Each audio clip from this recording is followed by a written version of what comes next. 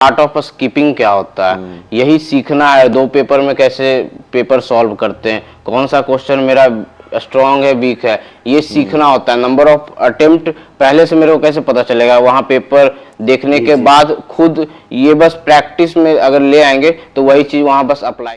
अच्छा, गौरव sir session वगैरह में आते थे? Yes sir. या ऐसे पर्सनली आप लोगों से मिलते थे तो कैसे मोटिवेट करते थे? ऐसा तो मैं सेशन को सही से देखता था, मतलब वहाँ बैठ करके मतलब सही से समझता था कि सर बोलना क्या चाह रहे हैं। और मेरा ये नहीं था कि कैमरा के आगे बैठ जाओ तो फोटो ये सब आएगा। मेरा ये था कि किनारे में बैठ जाते थे, आगे में किनारे में बैठते थे ताकि सही से सुनाई देगा। और कुछ कुछ चीज जो मैं मतलब कि ऐसा सीखा, जैसे कि द लॉ ऑफ अट्रैक्शन नहीं था और बोतल मेरे पास बहुत सारा हो गया था, तो अब ये मैं अप्रोच किया कि वो मैं डिस्ट्रीब्यूट करता था दोस्तों में दे दे। हाँ, तो उसे एक पॉजिटिव इन्वायरमेंट ये था कि अब दोस्त लोग मेरे को एक्सटर्नली फोर्स कर रहे हैं कि इस बार मेरे को प्राइज चाहिए, इस बार जीतना है। यानी कि निगेटिव को आप पॉजिटिव में बदल देते थे। तो ये निगेटिव को मैंने टाइम लगा, ऐसा नहीं था कि मेरे को पहले से पता था, लेकिन धीरे धीरे मतलब मेरे को समझ में आया। तो मैंने ये कि मैं स्टार्टिंग में मतलब कि जब मेरे को दिखा कि अब कॉन्फिडेंट हो चुके हैं लेकिन ओवर कॉन्फिडेंट नहीं होना है, तो मैं क्या करता था, स्पेशली एक एक क्वेश्चन रीजनिंग और मैथ में गलत करके आता था। इसलिए ये ऐसा माहौल नहीं बने कि मतलब दूसरे कोई ऐसा नहीं कहे भाई तुम टॉपर है, तुम्हारा तो हो ही जाएगा, अब तुमको क्या पढ़ने का जरूरत है। तो ये एक तरीके से मतलब वो निगेटिव वाइब्स जो था, निगेटिव सराउंडिंग जो क्रिएट हो रहा था, उससे बचने के लिए था। इसके अल्टरनेट बहुत लोग ये करते हैं कि वो किसी को मार्क्स नहीं बताते हैं, तो उससे सेल्फ डाउट थोड़ा क्रिएट होता है कि सही में मेरा इतना आ रहा है या फिर ये बस मतलब कि हल्का टेस्ट था इसलिए आया। पीयूष, श्योर सृष्टि गुरुकुल के पानीपत ब्रांच में आपका स्वागत है। Thank you sir. हम ये जानना चाहते हैं कि गुरुकुल में आप कब आए, गुरुकुल के बारे में आपको कैसे पता चला था, इसके बारे में जो आने वाले नए छात्र हैं उनको थोड़ा सा बताइए आप। मैं गुरुकुल में 7 फरवरी 2024 को आया और उससे पहले मैं करीब 1.5 महीना पहले ये इसका प्रिपरेशन शुरू कर दिया था। लेकिन कुछ ऐसे मेरे को गाइडेंस की ज़रूरत थी, मुझे बेसिक पता करना था कि कैसे अप्रोच किया जाए। तो मैं ऐसे रैंडम टेलीग्राम ग्रुप में इंक्लूडेड था, मतलब इंक्लूड हो गया था डिस्कशन ग्रुप में। तो वैसे उसी में मैंने कंसर्न रेज किया कि मुझे एक ऐसा जगह चाहिए जहाँ की मतलब अच्छे से गाइडेंस मिल सके, डिसिप्लिन रहे थोड़ा, और मतलब एक माहौल उस टाइप का रहे। तो किसी एनोनिमस ने मुझे मतलब उसी ग्रुप में मैसेज कर दिया कि गुरुकुल चले आओ। अब मुझे नहीं समझ में आ रहा था गुरुकुल क्या है, तो उसके बाद फिर मैंने उसको रिप्लाई किया कि क्या है, कहाँ है, कुछ बताने के लिए। लेकिन 1 सप्ताह तक मैसेज नहीं आया। उसके बाद 1 सप्ताह बाद मैसेज गया कि श्योर 60 गुरुकुल, इतना आया। उसके बाद मैंने उसको पहले इंटरनेट पे सर्च किया, यूट्यूब पे सर्च किया, फिर मतलब उसके बारे में इंक्वायरी की यहाँ कॉल करके। उसके बाद फिर यहाँ एक बार देखने आया कि क्या है, कि मतलब कैसा क्या चीज़, मतलब इसका बेसिक अप्रोच क्या है टुवर्ड्स एग्जाम। उसके बाद मेरे को सब कुछ ठीक लगा तो मैंने यहाँ एडमिशन ले लिया। ओके। कब आए थे आप गुरुकुल में? मैं 7 फरवरी 2024 को आया था। 24 को आए थे। क्या मतलब सोच के आए थे कि क्या क्या चीज़ें आपको वहाँ जैसे मैं बोला कि मेरे को माहौल का इन्वायरमेंट बहुत ज़्यादा इम्पोर्टेंट था और एक कम्पिटिटिव माहौल चाहिए कि मतलब कोई भी एग्ज़ाम क्लियर करने के लिए डिसिप्लिन, कंसिस्टेंसी, और एक तरीके से जैसे कि कुछ समय के बाद मोबाइल से डिस्ट्रैक्शन भी होती है अगर एक अच्छे से अप्रोच नहीं लिया जाए कोई चीज़ में। तो यहाँ का मेरे को सबसे पहला था कि मोबाइल जमा हो जाता है, तो उससे ये था कि डिस्ट्रैक्शन मतलब मिनिमाइज किया जा सकता है। दूसरा कि कंसिस्टेंसी, भाई मतलब कि टेस्ट यहाँ होते रहती है, तो अगर मन नहीं भी है फिर भी जाकर के टेस्ट दे दिया। स्टार्टिंग में तो दिक्कत होती है लेकिन फिर मजा आने लगता है, मतलब टेस्ट देते देते मतलब। और अगर नंबर अच्छा आ रहा है और जैसे कि मोटिवेशन के लिए ये है कि यहाँ प्राइज मिल रहा है, तो प्राइज एक लेने के लिए एक उत्सुकता रहती है सब के लिए। तो वो मतलब इसीलिए मतलब कि और लगता है कि और थोड़ा एफर्ट मारते हैं। ये दूसरा चीज़ था। तीसरा चीज़ ये था कि एक गाइडेंस था, अप्रोच था कि जैसे अगर मुझे नहीं समझ में आ रहा है तो पहला तो यहाँ जो मेंटोर हैं, एकेडमिक हेड हैं, उनसे हम गाइडेंस ले सकते हैं।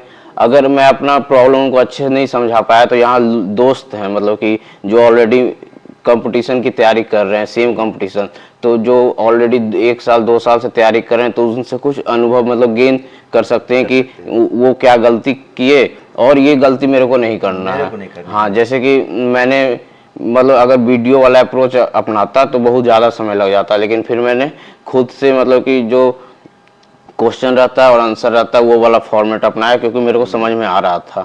तो ये सब चीज़ थी जो कि मैंने एक्सपेक्ट किया था और जो कि यहाँ मुझे मिला। क्या इसके पहले भी कहीं तैयारी किए थे? पहले तो मेरा बैकग्राउंड ठीक है, तो एसएससी सच में पहले कभी नहीं सोचा था कि देना है, लेकिन टू गेट ए जॉब मतलब कि एक फाइनेंशियल स्टेबिलिटी के लिए फिर एसएससी में आया कि मतलब एक जॉब मिल जाए डेसेंट, उसके बाद फिर आगे कुछ भी प्रोसीड कर सकते हैं। अभी आपका सिलेक्शन हो गया है एएसओ में?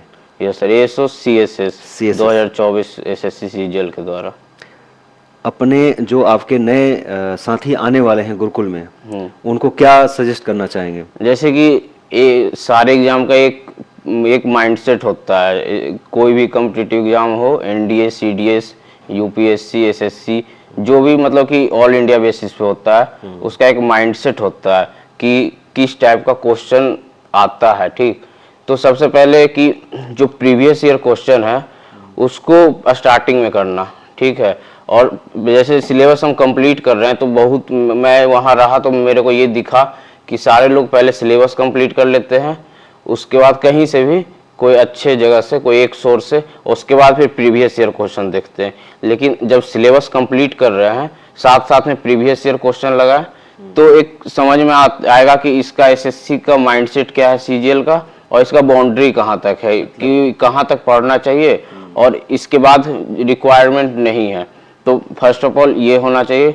दूसरा कि एक मतलब कि एक पहला कि टेस्ट देना है, फिर एनालिसिस करना है, फिर वीक पॉइंट पे काम करना है, क्योंकि बहुत लोग बस टेस्ट देते रह जाते हैं और नंबर ऑफ टेस्ट पे ज़्यादा इंपॉर्टेंस देते हैं rather than analysis and weak point. Analysis नहीं करते। हाँ, एनालिसिस के बाद भी एक वीक पॉइंट पे काम करना। हाँ। ठीक है, तो जैसे कि बहुत लोग का क्या है कि अगर 1 साल पहले अगर 140 150 आ रहा है तो 1 साल बाद 10 नंबर का इम्प्रूवमेंट होता है, लेकिन अगर वो वीक पॉइंट पर अगर काम करेगा तो धीरे धीरे थोड़ा ज़्यादा इम्प्रूवमेंट होगा, कम टाइम में ज़्यादा नंबर। अच्छा, वो अपना वीक पॉइंट कैसे फाइंड करेंगे? टेस्ट के थ्रू या? वीक पॉइंट पहले तो अगर ओवरऑल सिलेबस कवर किया हुआ है तो टेस्ट लगाएंगे। टेस्ट में जो टॉपिक मेरे से टाइम ले रहा है, टाइम टेकिंग है, या फिर जहां मैं सिली मिस्टेक कर देता हूं, वो एग्जाम के बाद मेरे को पता चल जाता है कि कौन सा मेरा वीक टॉपिक है। एक टेस्ट से कुछ नहीं पता चलेगा, लेकिन एक पैटर्न है कि अगर 3-4 टेस्ट में अगर सेम टॉपिक से गलत हो रहा है तो वो मेरा वीक पॉइंट है। अगर हम उसको लिख करके रख लें और उस पे काम करें रेदर देन कि जो स्ट्रांग है उसी को स्ट्रांग बनाने की जगह पे जो वीक टॉपिक है उसको एवरेज कम से कम ले जाए, जो एवरेज है उसको स्ट्रांग, और जो स्ट्रांग है उसको मेंटेन रखें। हाँ, तो ये मतलब अप्रोच ज़्यादा सही है। और एक बार में मतलब कि चारों सब्जेक्ट अच्छा नहीं होगा, धीरे धीरे टाइम लगता है, लेकिन टाइम के साथ हो जाता है। 1 by 1 करना चाहिए। हाँ, वो डिपेंड करता है। मेरा तो अप्रोच था कि 2 एक बार में, और 2 को बेसिक प्रायोरिटी पे रखते थे, 2 को थोड़ा कम प्रायोरिटी पे रखते थे, लेकिन टच में रहते थे चारों के।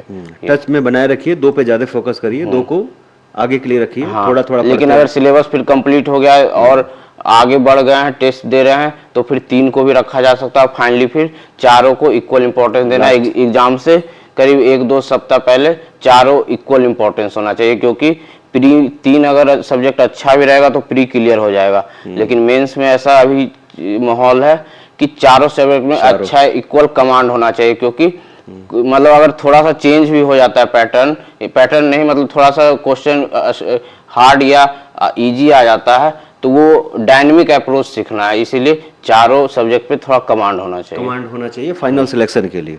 यस। अच्छा पीयूष, आपको यहाँ का शेड्यूल पढ़ने में कैसे हेल्प किया आपको? सर बेसिकली मैं यहाँ सिलेक्शन बैच मुरथल ब्रांच में था, तो वहाँ मतलब कि एक 4 महीने का प्लानिंग चलता है, एक शेड्यूल मिलता है। तो मैंने एज अ ब्लूप्रिंट उसको लिया और अपने वीक पॉइंट और स्ट्रॉन्ग पॉइंट के हिसाब से प्रायोरिटाइज कर दिया कि किस में कितना टाइम देना चाहिए। मोर ओवर कि मैं इसमें अपना खुद का टेक्निक लगाया, जैसे मतलब कुछ अपना पर्सनल टेक्निक लगाया। जैसे एक 80-20 रूल होता है जो कि जीएस में लगाया। उसमें यह है कि 20% of the syllabus will appear in 80% of the question. तो वो मैंने आइडेंटिफाई किया कि ये 20% मोस्ट इंपॉर्टेंट टॉपिक कौन सा है जीएस का, और वही 80% क्वेश्चन आता है। 100% एक्यूरेसी जीएस में लाना मुश्किल है क्योंकि सिलेबस बहुत वास्ट होती है। ठीक है, तो ये आइडेंटिफाई करना एक अपने आप में चुनौती है, लेकिन धीरे धीरे प्रीवियस ईयर का पहले सिलेबस अच्छे से कंप्लीट करने के बाद प्रीवियस ईयर देखने के बाद एक आइडिया मिल जाता है, और उसके बाद फिर ये एनालिसिस हो पाती है। दूसरा कि एक लॉ है पार्किंसंस लॉ। उसका मतलब ये है कि हम जिस चीज को जितना टाइम देंगे उतना टाइम ले लेगा। तो मतलब कि अगर 20 क्वेश्चन मैथ का है तो उसको 20 मिनट में अगर टाइमर लगा के सॉल्व करें तब भी सॉल्व हो जाएगा, और अगर 1 घंटे में सॉल्व करें तब भी सॉल्व हो जाएगा। तो ये सब मेरा खुद का एक अप्रोच रहा, क्योंकि मेरा एक पैरामीटर ये था कि टाइम कंस्ट्रेंट था। तो इसको इक्वल करने के लिए मैंने ये अपने से लगाया। वैसे बेसिकली जो शेड्यूल है उसके वीक पॉइंट और स्ट्रॉन्ग पॉइंट अपने ऊपर अपने हिसाब से शेड्यूल किया उसको। ओके, ये आप 80-20 का जो रूल बता रहे हैं, इसमें कैसे फाइंड करते थे कि 80% क्या है, 20% क्या है? फर्स्ट ऑफ ऑल पहले एक पूरा सिलेबस गो थ्रू होना बहुत ज़्यादा जरूरी है।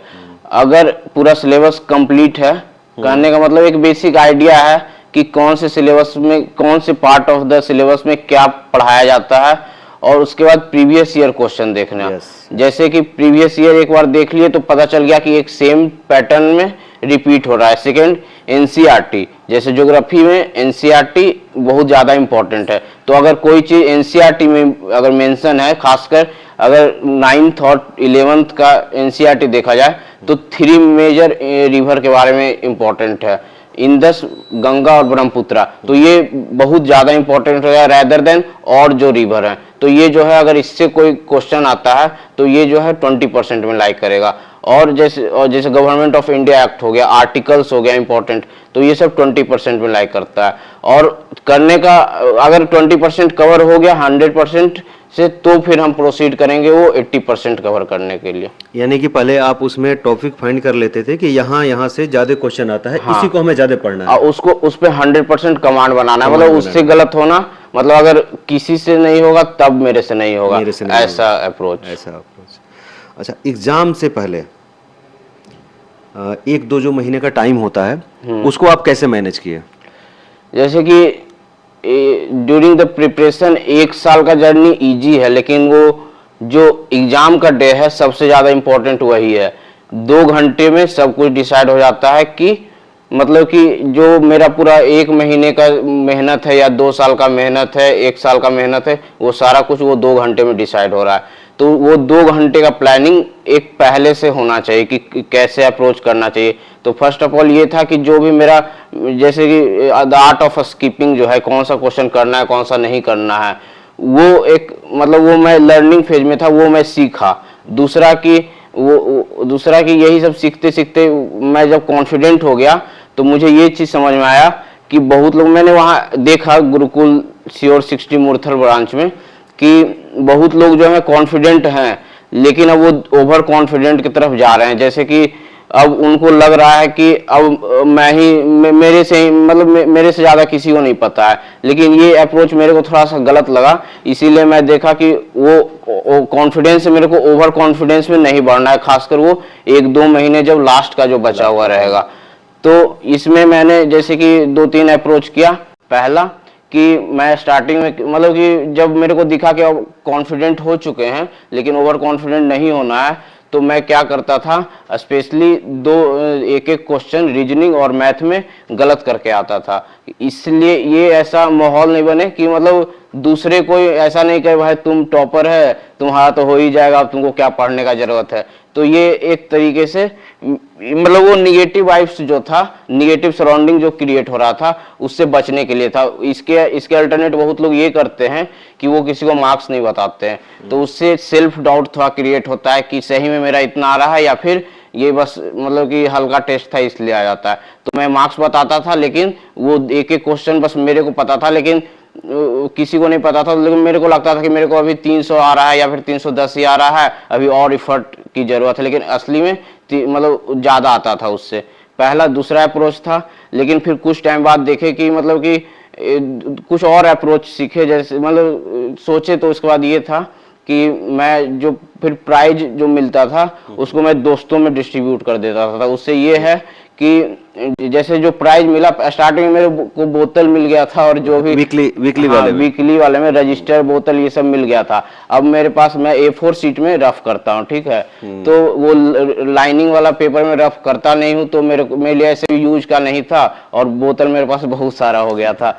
तो अब ये मैं अप्रोच किया कि वो मैं डिस्ट्रीब्यूट करता था दोस्तों में दे दे। हाँ, तो उसे एक पॉजिटिव इन्वायरमेंट ये था कि अब दोस्त लोग मेरे को एक्सटर्नली फोर्स कर रहे हैं कि इस बार मेरे को प्राइज चाहिए, इस बार जीतना है। यानी कि निगेटिव को आप पॉजिटिव में बदल देते थे। तो ये निगेटिव को मैंने टाइम लगा, ऐसा नहीं था कि मेरे को पहले से पता था, लेकिन धीरे धीरे मतलब मेरे को समझ में आया तो मैंने ये किया। पीयूष, आप दोस्तों के साथ पढ़ाई करते थे तो वहाँ पर एक पॉजिटिव इन्वायरमेंट कैसे क्रिएट किया? पहले तो ये कि मतलब कि मैं एक मतलब कोशिश करता हूँ कि छोटा सा ग्रुप रहे, तो मतलब ज़्यादा लोगों के बीच में नहीं जाऊँ, तो ज़्यादा डिस्ट्रैक्शन नहीं हो।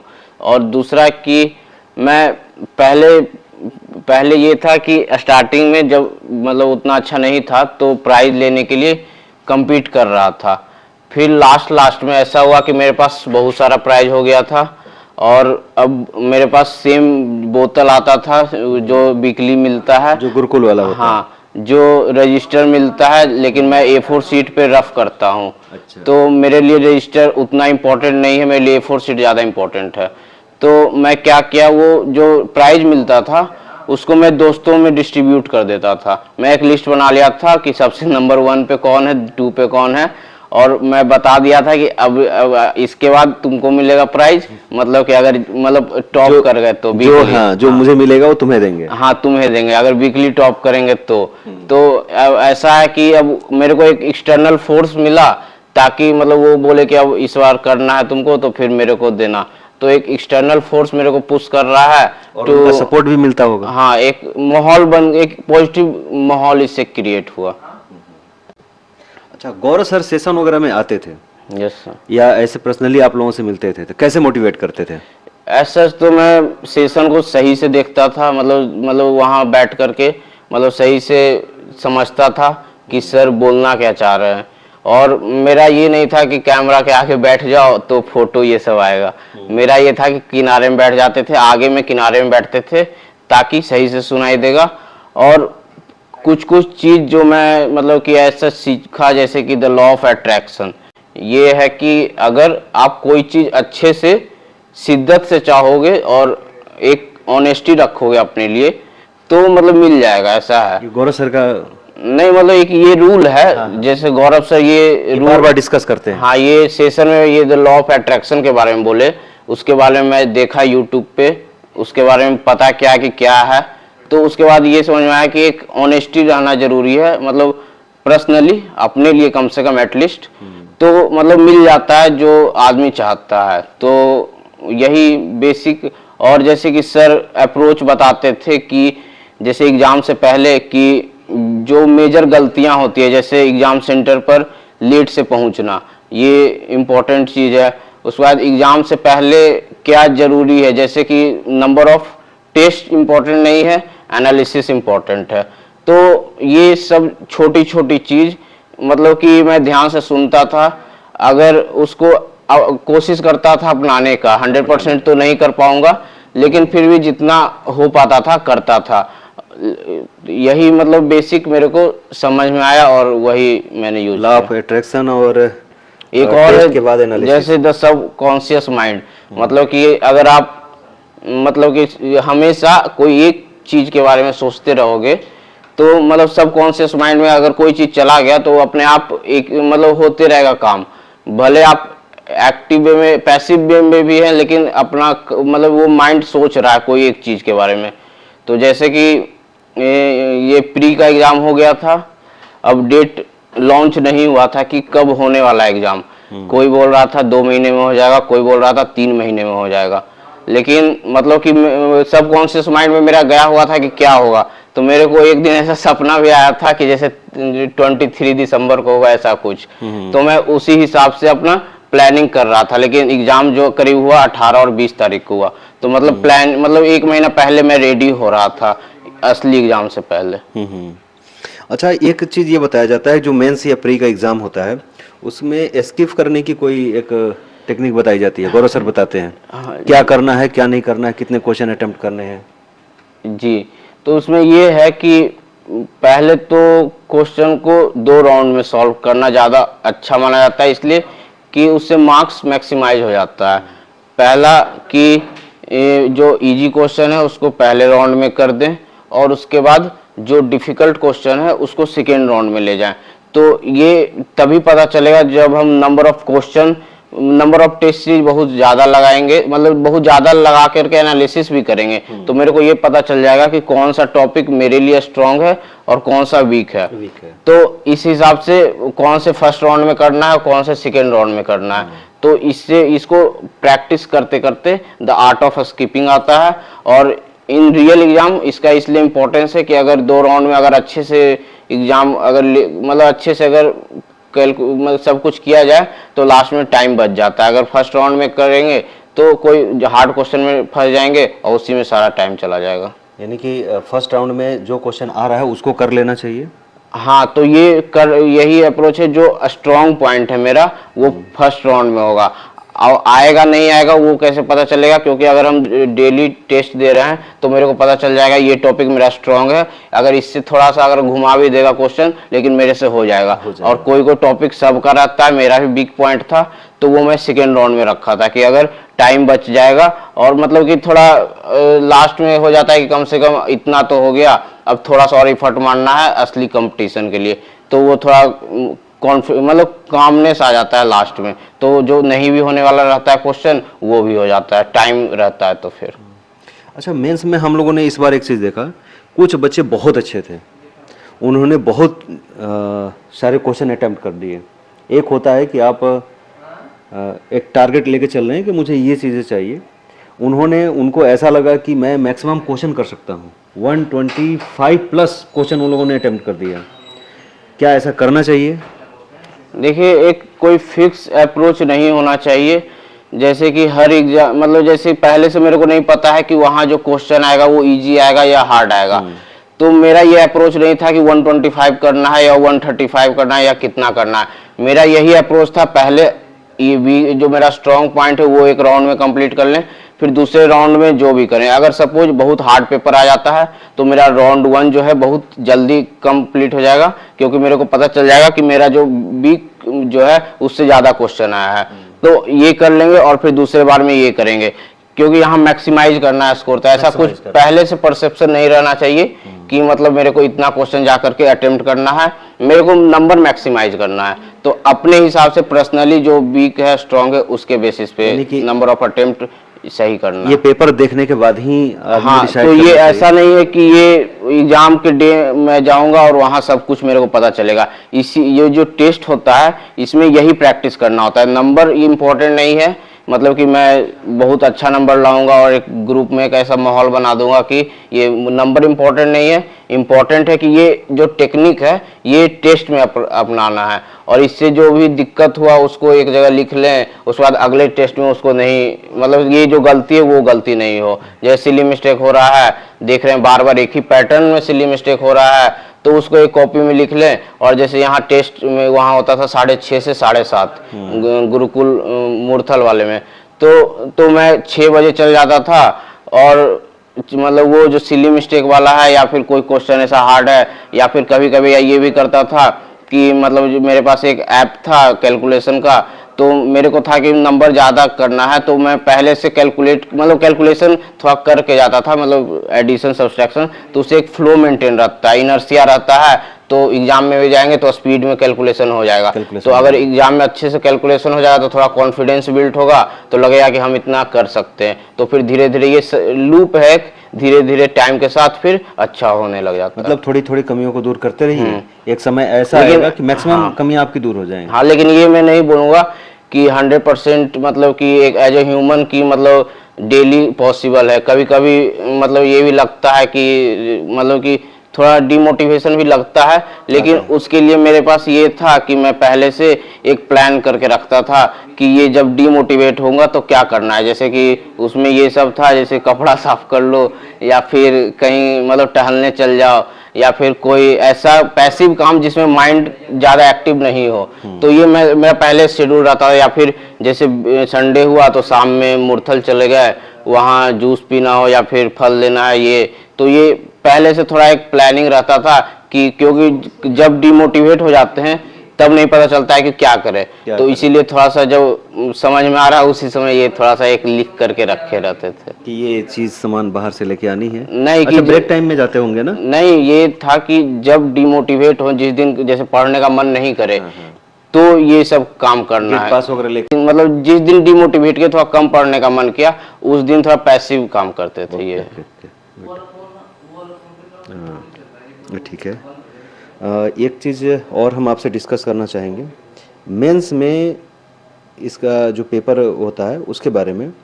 बच्चों को लगभग कितना अटेम्प्ट करना चाहिए क्वेश्चन, मैं सेफ जोन में रहे? आप कितना अटेम्प्ट किए थे? वही मैं पहले बताया, ऐसा कुछ नहीं है इसका कि इतना अटेम्प्ट करना। ये पहले से परसेप्शन होना गलत है। गलत।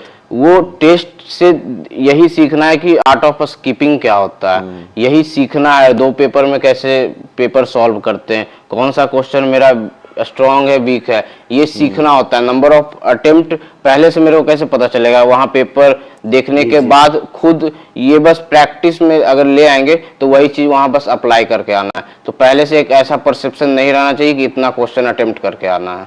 यानी कि कोई स्टूडेंट अगर पहले से परसेप्शन बना के जाए कि मुझे 120 125 क्वेश्चन अटेम्प्ट करना है, तो ये गलत है। पहले आप प्री में किया जा सकता है, क्योंकि ऐसा है कि प्री में -0.5 है और +2 है, तो थोड़ा रिस्क लिया जा सकता है। और ऐसा है कि थोड़ा ज़्यादा करने से 90 के अप्रॉक्स करने से मैक्सिमाइज हो जाता है स्कोर। लेकिन मेंस में ऐसा कोई परसेप्शन पहले से नहीं रहना चाहिए कि हाँ इतना क्वेश्चन प्लस करना ही है। मैंने पेपर देखने के बाद ही अपना वो बनाइए।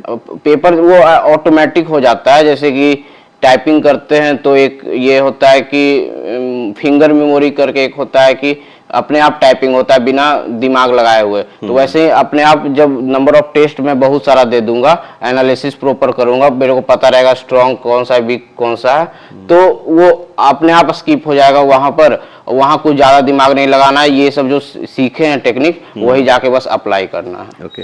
अच्छा, पढ़ाई लिखाई से थोड़ा सा अलग गुरुकुल का जो रूल रेगुलेशन है और जो माहौल है उसके बारे में थोड़ा सा बात करना चाहूँगा। गुरुकुल में आपके ऊपर जैसे फाइन का सिस्टम है, क्या आपके ऊपर कभी फाइन वगैरह ये सब चीज़ें लगी? फाइन नहीं लगा, क्योंकि मतलब ऐसा जहाँ भी मैं पहले था तो वहाँ 75% अटेंडेंस कंपलसरी रहता था। कॉलेज में भी था तो मतलब 75% मिनिमम रहना चाहिए, तब मैं एग्ज़ाम दे सकता हूँ सेमेस्टर का। तो लेकिन मेरा अटेंडेंस 95+ रहता था। तो मतलब डिसिप्लिन और कंसिस्टेंसी में कोई मतलब ऐसा दिक्कत नहीं था पहले से भी। तो यहाँ ऐसे फाइन मेरे को कभी नहीं लगा। कभी कभी लगता था कि हाँ मतलब कि थोड़ा डिमोटिवेट फील करता था, तो उसके लिए मैं पहले ही बता दिया कि क्या मैं अलग से मतलब कि छोटा कुछ चीज़ क्या क्या करना है वो मैं लिख के रखता था। अच्छा, उस पे अपने को डाइवर्ट कर लेते थे? हाँ, उस दिन पैसिव काम करते थे, एक्टिव काम नहीं करते थे। अच्छा, मैनेजमेंट वगैरह यहाँ का कैसा लगता है? क्या बच्चों को सपोर्ट करता है? ऐसा मैं उतना ही इन्वॉल्व नहीं था मैनेजमेंट से, क्योंकि मेरा काम था यहाँ पढ़ना, खाना और सोना, मतलब मेन 3 काम था। तो मैं और टाइम से मैं आ जाता था, टाइम से चला जाता था। तो मेरे को वहाँ मैनेजमेंट वाला भी कोई ज़्यादा जानता नहीं था। और ऐसा मतलब मेरा जो पर्पस था वो मेरा सर्व हो रहा था। मैनेजमेंट मेरे को जहाँ जरूरत पड़ता था वहाँ मैं जाता था, और मतलब मेरा जो बेसिक नीड है वो मेरा फुलफिल हो रहा था, उससे ज़्यादा मेरे को ज़रूरत नहीं था। मैनेजमेंट का यही काम है। पीयूष, बहुत बहुत धन्यवाद, आपने इतना अपना बेशकीमती समय हमें दिया, गुरुकुल को दिया। अगेन आगे की जर्नी के लिए बहुत बहुत शुभकामनाएं।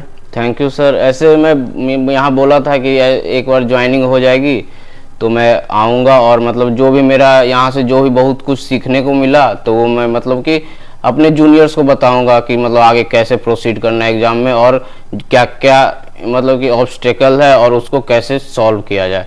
तो मेरे को भी अच्छा लगा, मतलब कि एक तरीके से मैं बहुत यहाँ से सीखा हूँ, तो उसी को एक तरीके से लोगों को मतलब लोगों में शेयर कर रहा हूँ।